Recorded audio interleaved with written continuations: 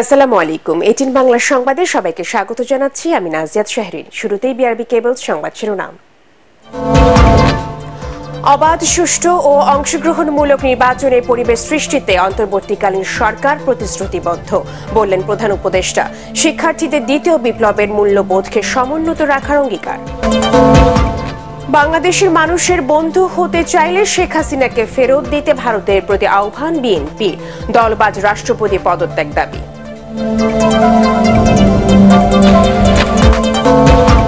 চট্টগ্রামে শেখ হাসিনা, নওফেল সহ 84 জনের বিরুদ্ধে হত্যা মামলা। সাবেক এমপি এম এ লতিফ রিমান্ডে ও মন্ত্রী রমেশ চন্দ্র সেন কারাগারে।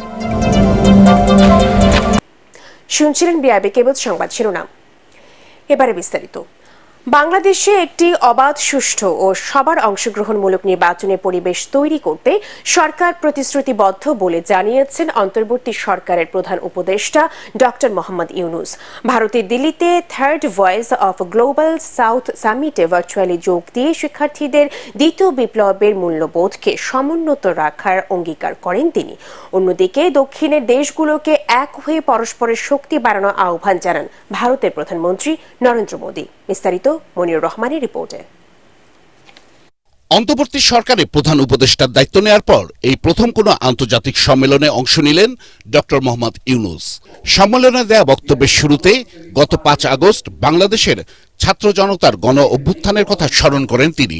Our government is committed to ensuring a transition to an inclusive and pluralistic democracy and create an environment in which free, fair and participatory elections can be held. এই সময় ধরিত্রীর টেকসই ভবিষ্যৎ নিশ্চিতে 3-0 উপর গুরুত্ব আরোপ করেন doctor Yunus.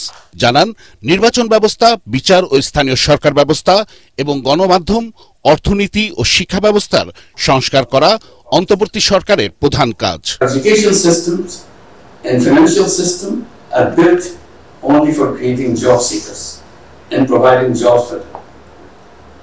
We have to redesign our system. তিনি বলেন, সম্পদের একমুখী পথ থাকা উচিত নয়। সবার, বিশেষ করে নারী ও যুবদের জন্য আর্থিক সেবা নিশ্চিত করতে হবে। My lifelong experience has been that our financial system is created to promote wealth concentration. We have to redesign our financial system to make sure wealth is shared by all.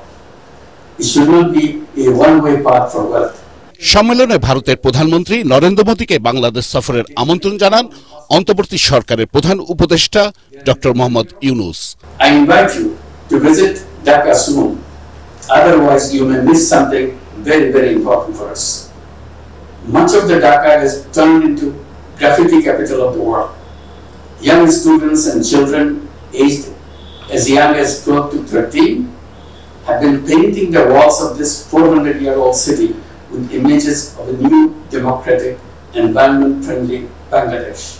ভারতের নয়াদিল্লিতে অনুষ্ঠিত third voice of global south সামিটের উদ্বোধনী অধিবেশন সঞ্চালনা করেন দেশটির প্রধানমন্ত্রী নরেন্দ্র মোদী।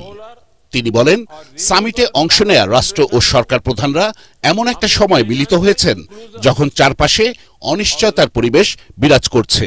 यह समय की मांग है कि ग्लोबल साउथ के देश एकजुट होकर एक स्वर में एक साथ खड़े रहकर एक दूसरे की ताकत बने।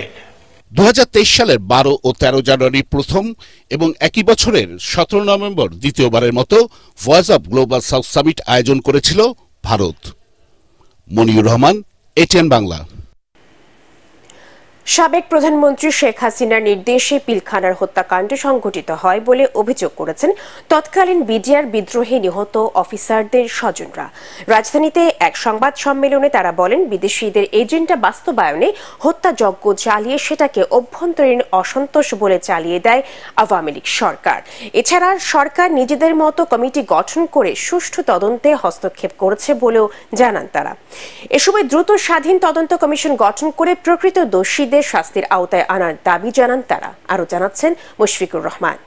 2009 সালের 25 ও 26 ফেব্রুয়ারি ঢাকার পিলখানার হত্যাযজ্ঞে প্রাণ হারান 57 জন সেনা কর্মকর্তা সহ 74 জন। 15 বছর পেরিয়ে গেলেও পিলখানার হত্যাকাণ্ডের সঠিক বিচার পাননি বলে দাবি নিহতদের স্বজনদের। 15 বছর অনেক কষ্ট করেছি। বিডিআর হত্যাকাণ্ডে নিহত সেনা ও সিভিলিয়ানদের হত্যার বিচারের দাবিতে রাজধানীতে সংবাদ সম্মেলন করেন নিহত সেনা কর্মকর্তাদের পরিবারের সদস্যরা। সাবেক প্রধানমন্ত্রী শেখ হাসিনা, শেখ সেলিম, মেয়র ফজলে নূর তাপস সহ আরও অনেকে সরাসরি এই হত্যাকাণ্ডের সাথে জড়িত বলে দাবি করেন তৎকালীন বিডিআর-এর মহাপরিচালক মেজর জেনারেল শাকিল আহমেদের ছেলে রাকিন আহমেদ। পৃথিবীর ইতিহাসে আমার মনে হয় না কোনো ইভেন্ট হয়েছে যেখানে একটা সিটিং প্রধানমন্ত্রী একটা বিদেশি রাষ্ট্রের সাথে ষড়যন্ত্র করে বাংলাদেশের রাজধানীর বুকে 57 সেনা অফিসার হত্যা করে। এই হত্যাকাণ্ডের সাথে জড়িত শেখ হাসিনা, ফজলে নূর তাপস, শেখ সেলিম আর তাদের অনেক লোক আছে যাদের সাথে কমপ্লিসিট।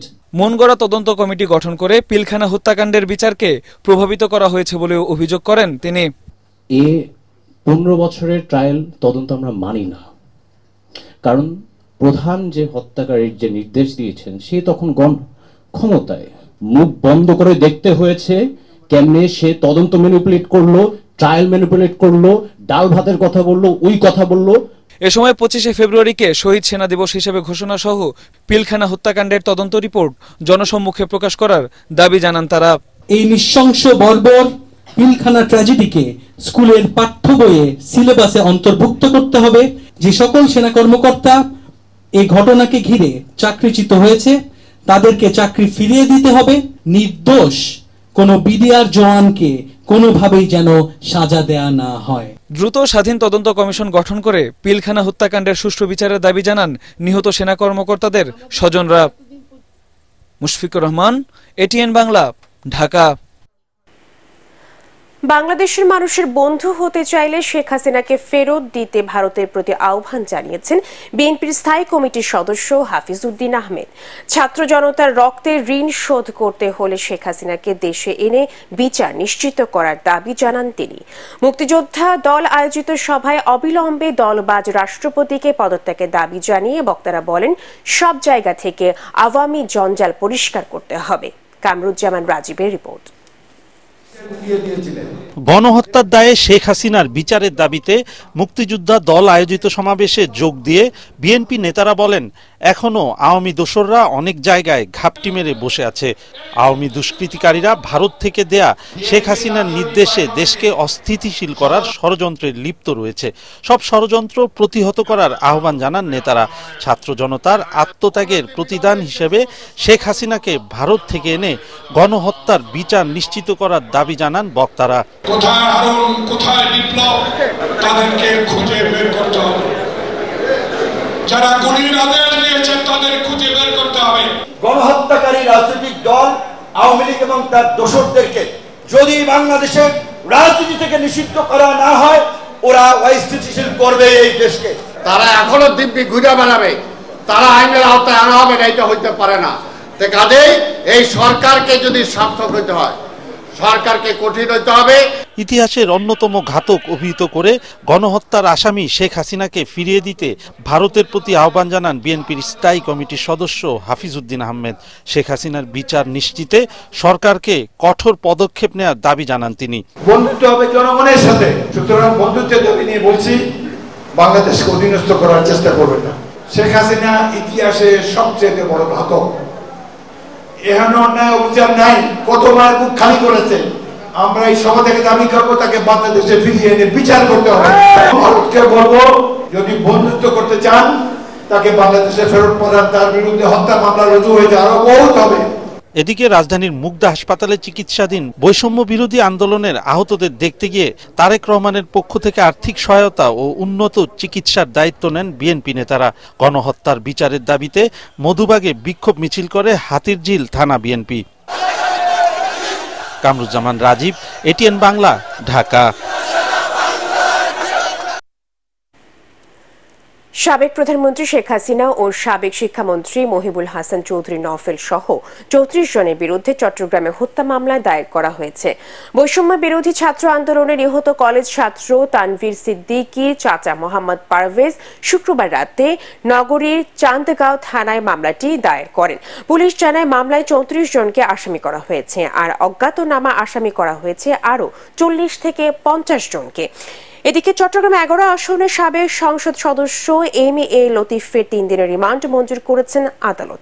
ভোর রাতে চট্টগ্রামের বায়েজিদ বোস্তামি এলাকা থেকে তাকে গ্রেফতার করে পুলিশ। পরে তাকে আদালতে হাজির করে ৮ দিনের রিমান্ড চাইলে ৩ দিনের রিমান্ড মঞ্জুর করেন আদালত। অপরদিকে সাবেক পানি সম্পদ মন্ত্রী রমেশ চন্দ্র সেনকে বিস্ফোরক দ্রব্য আইনে করা মামলায় গ্রেফতার দেখিয়ে জেল হাজতে পাঠিয়েছেন আদালত। স্থানীয় বাসিন্দা রিপন ওরফে বাবু বাদী হয়ে শুক্রবার সাবেক এমপি রমেশ চন্দ্র সেন সহ ৪০ জনের বিরুদ্ধে মামলা দায়ের করেন। শুক্রবার দিবাগত রাতে এই মামলায় রমেশ চন্দ্র সেনকে সদর উপজেলার রুহিয়ায় নিজস্ব বাসভবন থেকে গ্রেফতার করে আইন শৃঙ্খলা বাহিনী। অন্তর্বর্তীকালীন সরকারকে আগামী ৯০ দিনের মধ্যে স্বাস্থ্য খাত জনমুখী করে গড়ে তোলার দাবি জানিয়েছেন বৈষম্য বিরোধী ছাত্র আন্দোলনের সমন্বয়করা। রাজধানীর বিভিন্ন হাসপাতালে আহতদের দেখতে গিয়ে সরকারি বেসরকারি হাসপাতালে আন্দোলনে আহতদের সব ধরনের ব্যয়ভার সরকারকে বহন করার আহ্বান জানান। এ সময় স্বাস্থ্য মন্ত্রণালয়ের অতিরিক্ত মহাপরিচালক বিগত দিনের স্বাস্থ্য খাতের অনিয়মের কথা তুলে ধরেন। রিপোর্ট করছেন মুস্তাফিজুর রহমান। বৈষম্য বিরোধী ছাত্র আন্দোলনে আহত হয়ে হাসপাতালের বেডে কাতরাচ্ছেন শিক্ষার্থী সহ অনেকে। রাজধানীর বিভিন্ন হাসপাতালে আহতদের চিকিৎসা সেবার খোঁজ খবর নিতে ছুটে যান সমন্বয়করা। বিকেলে কুর্মিটোলা হাসপাতাল ঘুরে তুলে ধরেন আহতদের সার্বিক পরিস্থিতি।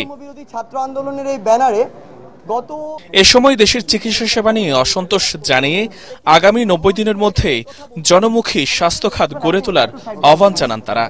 হাসপাতাল থেকে আহত নিহতদের তথ্য গোপন করা হয়েছে বলেও জানায় সমন্বয়করা। যারা ডিসিজড হয়েছেন তাদের সবার আমরা একটা সংযোগ করার চেষ্টা করেছি এবং তাদের সবার আমরা খোঁজ খবর নিচ্ছি। যতজন সেখানে রোগী থাকা সম্ভব তার চেয়ে ডাবলেরও বেশি রোগী রয়েছে। স্বাস্থ্য অধিদপ্তর কিংবা স্বাস্থ্য মন্ত্রণালয়ের থেকে আমাদের একটি গুরুত্বপূর্ণ দাবি বা চাওয়া, সেখান থেকে যেন যতটুকু রোগী সেখানে থাকা সম্ভব ওইটুকু রেখে বাকিদের প্রপার ট্রিটমেন্টের জন্য প্রাইভেট হসপিটালগুলোতে রাষ্ট্রীয় খরচে পাঠানো হয়। মাফিয়াতান্ত্রিক যে প্রবণতা, স্বৈরতান্ত্রিক যে প্রবণতা, সেটি যদি না থাকে তাহলে ৯০ দিনের মধ্যে এই স্বাস্থ্য খাতকে ওনারা জনমুখী স্বাস্থ্য খাত হিসেবে আমাদেরকে উপহার দিতে পারবেন। সাংবাদিকদের প্রশ্নের জবাবে উপস্থিত স্বাস্থ্য মন্ত্রণালয়ের এই কর্মকর্তা জানান, বিগত দিনে রাজনৈতিক আধিপত্যের কারণে স্বাস্থ্যসেবার উন্নয়ন হয়নি। একটা এমআরআই মেশিনের দাম ১০ কোটি টাকা হলে সেটা ১৮ কোটি টাকায় কিনে ১ বছর পরে নষ্ট হয়ে যায়। এখানে ভয় পাওয়ার কিছু নেই, কারণ বিগত ১৭ বছর আপনাদেরকে এই সিস্টেমের মধ্যে দিয়ে আসতে হয়েছে। এখন আপনারা ভয়ে ভীত না হয়ে যার যার জায়গায় আপনাদের দায়িত্বগুলি পালন করেন, পরিবর্তন নিশ্চয়ই আসবে। প্রতিটি সরকারি হাসপাতালে অনিয়মের অভিযোগ জানাতে লাল বাক্স খোলা হচ্ছে বলেও জানায় তারা। স্বাস্থ্য খাতকে জনমুখী করবেন এবং সেই ৯০ দিনের কাউন্টডাউন আজকে থেকে হচ্ছে। মুস্তাফিজুর রহমান, এটিএন বাংলা, ঢাকা। সেগুলো বলেছি। এদিকে বৈষম্য বিরোধী ছাত্র আন্দোলনে যারা আহত হয়েছেন সরকার তাদের বিনামূল্যে চিকিৎসার যাবতীয় ব্যয় বহন করবে বলে স্বাস্থ্য ও পরিবার কল্যাণ মন্ত্রণালয়ের স্বাস্থ্য সেবা বিভাগ প্রেরিত বিজ্ঞপ্তিতে জানানো হয়েছে।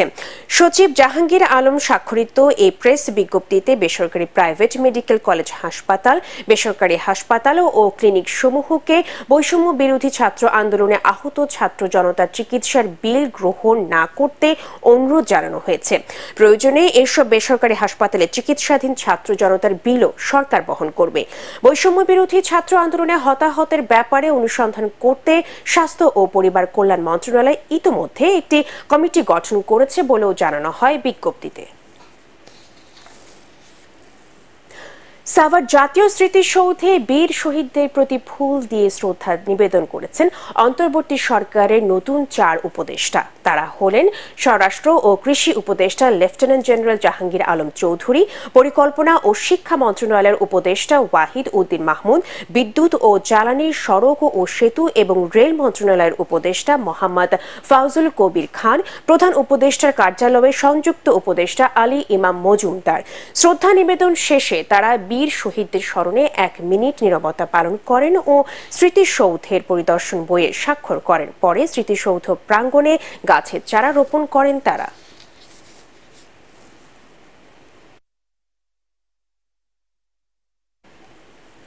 সংযুক্ত আরব আমিরাতে অবৈধ বাংলাদেশিদের বৈধ হতে 2 মাসের সময় দিয়েছে দেশটির সরকার। চাইলে জরিমানা ছাড়া এর মধ্যে দেশে ফিরতে পারবেন তারা।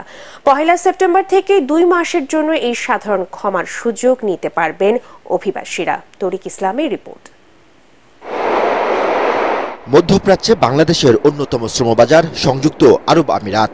বর্তমানে দেশটিতে বিভিন্ন খাতে কর্মরত রয়েছে প্রায় 22 লাখ কর্মী, যার মধ্যে শুধুমাত্র 2022 ও 23 সালে দেশটিতে গেছে প্রায় 2 লাখ কর্মী। 2018 সালের পর আবারও দেশটিতে থাকা অবৈধ বাংলাদেশি কর্মীদের বৈধ হওয়ার সুযোগ দেয় দুবাই। সম্প্রতি এক বিজ্ঞপ্তিতে দেশটি জানায় 1 সেপ্টেম্বর থেকে 2 মাসের জন্য সুযোগ পাবে দেশটিতে থাকা অবৈধ বাংলাদেশি কর্মীরা। যে সমস্ত বাংলাদেশি নাগরিক এখানে অবৈধ হয়ে গেছে কোনো কারণে, এটা ইউএই গভর্নমেন্ট তারা টাইম টু টাইম এরকম অ্যামনেস্টি দিয়ে থাকে বা সাধারণ ক্ষমা। এটা 2018 সালে একবার দিয়েছিল, তারপরে অনেকদিন পরে আবার এখন অ্যামনেস্টি দিয়েছে। এটা একটা বড় সুযোগ। কোনো ধরনের জরিমানা বা শাস্তি ছাড়াই এ সুযোগ মিলবে বলেও জানান তিনি। 2 মাসের জন্য সেপ্টেম্বর এবং অক্টোবর, এই 2 মাস, এই সময়ের মধ্যে তারা তাদের এই সাধারণ ক্ষমার আওতায় তারা তাদের কাগজপত্র রেগুলাইজ করে নিতে পারবে। যারা এখানে ভিসা রেগুলাইজ করে কন্টিনিউ করতে চায় তারা এখানে থাকতে পারবে। যারা যাদের ফাইন হয়েছে তাদের ফাইন দিতে হবে না, তারা বাংলাদেশে রিটার্ন করতে পারবে। 2023-24 অর্থ বছরে শুধুমাত্র দুবাই থেকে প্রবাসী আয় এসেছে প্রায় $460 কোটি। তরিক ইসলাম, এটিএন বাংলা, ঢাকা। ছাত্র জনতার আন্দোলনে নিহত মীর মুগ্ধর নামে খুলনা বিশ্ববিদ্যালয়ের প্রধান ফটকের নামকরণ করা হয়েছে। বিকেলে বিশ্ববিদ্যালয়ের শিক্ষার্থী ও মুগ্ধর সহপাঠীরা আনুষ্ঠানিকভাবে ক্যাম্পাসের প্রধান ফটকের নামকরণ করেন শহীদ মীর মুগ্ধ তরুণ। এ সময় বিশ্ববিদ্যালয়ের শিক্ষকরা উপস্থিত ছিলেন। বৈষম্য বিরোধী ছাত্র আন্দোলন চলাকালে ঢাকার রাজপথে আন্দোলনরত শিক্ষার্থীদের জন্য পানি আর বিস্কুট নিয়ে ছুটতে থাকা মীর মুগ্ধ গুলিতে প্রাণ হারান। খুলনা বিশ্ববিদ্যালয় থেকে পাশ করে বের হওয়া মুগ্ধ সকলের প্রিয় মুখ ছিল। কিশোরগঞ্জ শহরের ঐতিহাসিক পাগলা মসজিদের দান বাক্সে এবার মিলল 7,22,00,000 টাকা। সেই সাথে রয়েছে স্বর্ণালংকার ও বৈদেশিক মুদ্রা। 3 মাস 26 দিন পর আজ সকাল 8:30টায় মসজিদের 9টি লোহার দান বাক্স খোলা হয়। মেলে রেকর্ড পরিমাণ 28 বস্তা অর্থ ও স্বর্ণালংকার। গণনায় অংশ নেন মসজিদের এতিমখানা ও মাদ্রাসার শিক্ষক, শিক্ষার্থী, ব্যাংক কর্মী সহ 327 জনের একটি দল। গণনা তদারকি করেন অতিরিক্ত জেলা প্রশাসক মহুয়া মমতাজ, এটিএম ফরহাদ হোসেন, মসজিদে পেশ ইমাম মুফতি খলিলুর রহমান এবং রূপালী ব্যাংকের সহকারী মহাব্যবস্থাপক এজিএম রফিকুল ইসলাম। এ সময় কিশোরগঞ্জ জেলার দায়িত্বপ্রাপ্ত সেনাবাহিনী কর্মকর্তা ব্রিগেডিয়ার জেনারেল তরিকুল ইসলাম, কিশোরগঞ্জে জেলা প্রশাসক ও পাগলা মসজিদ পরিচালনা কমিটির সভাপতি মোহাম্মদ আবুল কালাম আজাদ এবং পুলিশ সুপার মোহাম্মদ রাসেল শেখ উপস্থিত ছিলেন। এছাড়াও বিপুল সংখ্যক সেনাবাহিনী, পুলিশ ও আনসার সদস্য উপস্থিত ছিলেন। আল আরাফা ইসলামী ব্যাংক অর্থ সংবাদ।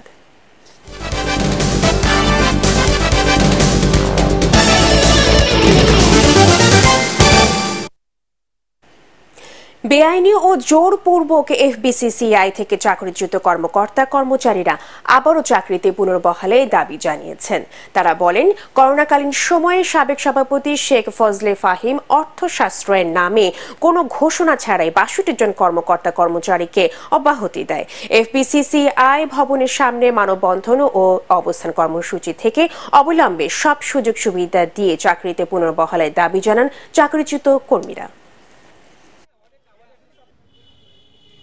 জোর করে সই নিয়ে গেল, পরে আমরা শুনলাম এটা আমাদের রিজাইন ছিল। আমরা কিছুই জানি না যে কিসে সই নিল।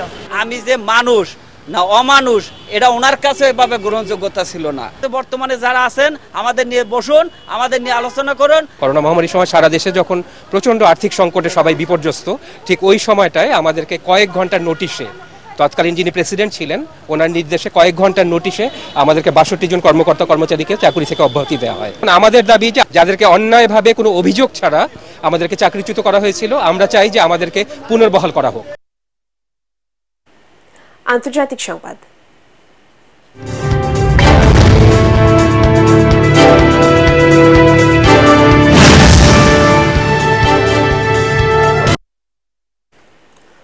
কলকাতার আরজি কর মেডিকেল কলেজের শিক্ষানবিশ চিকিৎসককে ধর্ষণের পর হত্যার প্রতিবাদে ভারত জুড়ে ধর্মঘট করছে চিকিৎসকরা।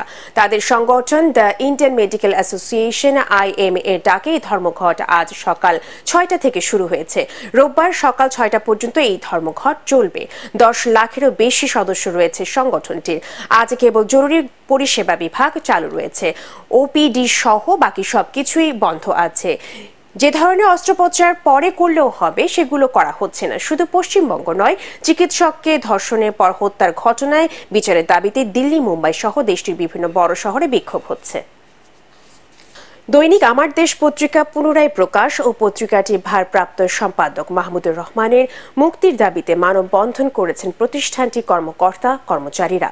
সকালে জাতীয় প্রেস ক্লাবের সামনে তারা এই দাবি জানান। এ সময় তারা বলেন, আমার দেশ পত্রিকার গত সরকারের আসল চেহারা জনগণের সামনে প্রকাশ করায় প্রতিহিংসার শিকার হয়েছে। এ কারণে সরকার পত্রিকাটির সম্পাদক মাহমুদুর রহমানের নামে একাধিক মিথ্যা মামলা দিয়ে তাকে দেশ থেকে বিতাড়িত করেছিল। এ সময় বক্তারা মাহমুদুর রহমানের নামে সব মিথ্যা মামলা প্রত্যাহার করে তার নিঃশর্ত মুক্তির দাবি জানান। আমরা অবিলম্বে তার সাজা বাতিল, তার সুয়াস মামলা প্রত্যাহার, আমার দেশের যে প্রকাশনায় যে প্রতিবন্ধকতা রয়েছে, প্রেস আমার দেশের কোনো ডিক্লারেশন কিন্তু বাতিল হয় নাই। যারা এই মাস্তানি করেছে, যারা জনপ্রিয় একটি সংবাদপত্র বন্ধ করে দিয়ে হাজারো কর্মী এখানে আছে দেখেন, তাদেরকে গত এই দীর্ঘ সময় 2013 সাল থেকে আজকে 11টি বছর যাদেরকে পথে পথে বসিয়ে রেখেছে, এই পরিস্থিতির জন্য যারা দায়ী তাদের বিচারের মুখোমুখি করতে হবে। প্যাটেক্স খেলার খবর।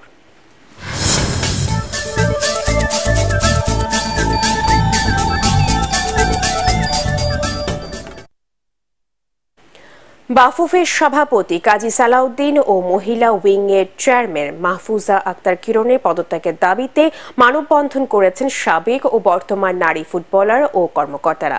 এদিকে বাংলাদেশ প্রিমিয়ার লিগ ফুটবল লিগে সব দলের অংশগ্রহণ নিশ্চিত করতে দলবদল পেছানোর আবেদন করেছেন ফুটবলাররা। পরাগার মানের রিপোর্ট। ছাত্র জনতার আন্দোলনের মুখে সরকার পরিবর্তনের পর বাংলাদেশ প্রফেশনাল লিগের দল শেখ জামাল ধানমন্ডি ক্লাব এবং শেখ রাসেল ক্রীড়া চক্রের খেলা নিয়ে অনিশ্চয়তা দেখা দিয়েছে। তবে সেই দলে যোগ দেওয়া খেলোয়াড়দের খেলা নিশ্চিত করা এবং দলবদল পেছানো সহ বাফুফের কাছে 5 দফা দাবি জানিয়েছেন ফুটবলাররা। আমাদের পেশা এটার সাথে আমাদের ফ্যামিলি বা এই ক্লাবের সাথে কিন্তু অনেক যারা স্টাফ কাজ করে তাদের সাথে তাদের ফ্যামিলি জড়িত। তো আমরা আমাদের প্লেয়ারদের তরফ থেকে সর্বোচ্চ সহযোগিতা আমরা ক্লাবদেরকে করব। ক্লাবগুলোকে মাঠে ফেরানোর চেষ্টা চলছে বলে বাফুফের সাধারণ সম্পাদক ইমরান হোসেন তুষার জানান। বাফুফের সভাপতি কাজী সালাউদ্দিন এবং মহিলা উইংয়ের চেয়ারম্যান মাহফুজা আক্তার কিরণের পদত্যাগের দাবিতে সকালে বাফুফে ভবনের সামনে বিক্ষোভ ও মানববন্ধন করেন সাবেক ও বর্তমান নারী ফুটবলাররা। তার জন্য মহিলা ফুটবল শুধু না, দেশের ফুটবল ছেলেদের সহ ক্ষতিগ্রস্ত হয়েছে। জেলা পর্যায়ে ফুটবল হোক, লিগ হোক, আমরা এটাই চাই। এই বছর যে মহিলা ফুটবলের লিগটা হয়েছে এটা সম্পূর্ণভাবে নির্বাচনকে ম্যানিপুলেট করার জন্য হয়েছে। এদিকে ফুটবল কোচ আব্দুর রাজ্জাকও বাফুফের সভাপতি সহ অন্যায় কাজে মদতদাতাদের পদত্যাগের দাবিতে অবস্থান ধর্মঘট করেন। সাবেক ও বর্তমান পুরুষ ও নারী ফুটবলার এবং সমর্থকরা বাফুফের সভাপতির পদত্যাগ চাইলেও আসন্ন নির্বাচনে প্রার্থী হওয়ার ব্যাপারে অনড় অবস্থানে আছেন কাজী সালাউদ্দিন। পরাগারমান, এটিএন বাংলা, ঢাকা। শেষ করার আগে বিআরবি কেবল সংবাদ শিরোনামগুলো জানিয়ে দেব আরো একবার। অবাধ, সুষ্ঠু ও অংশগ্রহণমূলক নির্বাচনের পরিবেশ সৃষ্টিতে অন্তর্বর্তীকালীন সরকার প্রতিশ্রুতিবদ্ধ, বললেন প্রধান উপদেষ্টা। শিক্ষার্থীদের দ্বিতীয় বিপ্লবের মূল্যবোধকে সমুন্নত রাখার অঙ্গীকার। বাংলাদেশের মানুষের বন্ধু হতে চাইলে শেখ হাসিনাকে ফেরত দিতে ভারতের প্রতি আহ্বান বিএনপির। দলবাজ রাষ্ট্রপতির পদত্যাগ দাবি।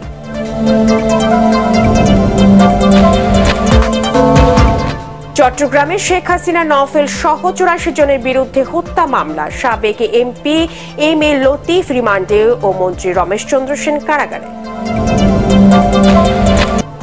একটি আহ্বান, দর্শক, দুর্বৃত্তরা যেন দেশের সাম্প্রদায়িক সম্প্রীতি বিনষ্ট বা রাষ্ট্রীয় সম্পদ ধ্বংস করতে না পারে তা আমাদেরকে নিশ্চিত করতে হবে। দেশ আমাদের, দেশের সম্পদও আমাদের। নিজে সতর্ক থাকুন, অন্যকে সচেতন করুন। পরবর্তী সংবাদ দেখার আমন্ত্রণ জানিয়ে এখনকার মতো শেষ করছি। এটিএন বাংলা সংবাদ ইউটিউবে দেখতে ব্রাউজ করুন youtube/18 বাংলা নিউজ। ধন্যবাদ সবাইকে।